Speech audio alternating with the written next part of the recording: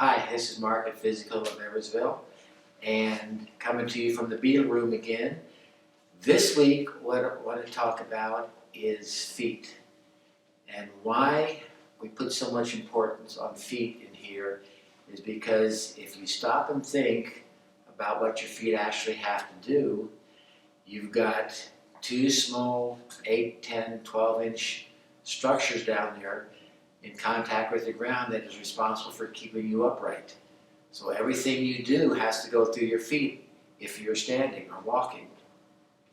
So with that in mind, what I see a lot in here is that a lot of people, and they don't even realize they do this, but they are standing with their feet turned way out, or they walk with their feet turned way out. When that happens, it changes all the mechanics from their feet all the way up to, it can even affect their neck. So you want to have a stable structure in order to be able to do anything from, to be able to function from, and it has to start at the feet. So one of the first things I look at when a patient comes in is what are their feet doing. And more often than not, they don't even realize that their feet are turning out. They have flattened their arches. Then they complain of knee pain or ankle pain or hip pain. And so many times that pain is starting from the foot. It's not where the pain is actually being generated from. So a couple tips on the feet that I want to share. Number one is you need to have an arch, okay? But a lot of people come in and say, well, I've got flat feet.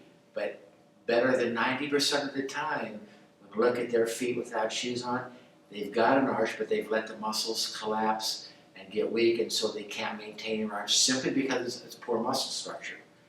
So many times their arches come back just from strengthening the feet. So what you got to keep in mind is your foot is designed to have an arch.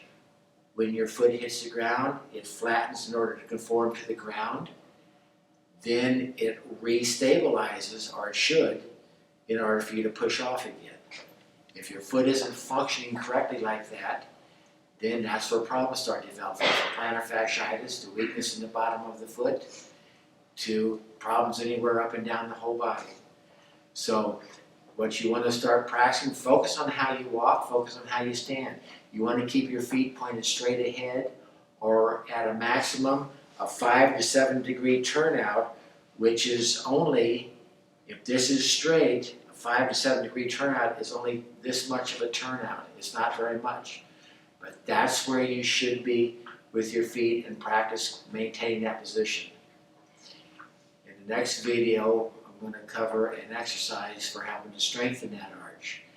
If you have further questions, contact us at physicaleversville.com.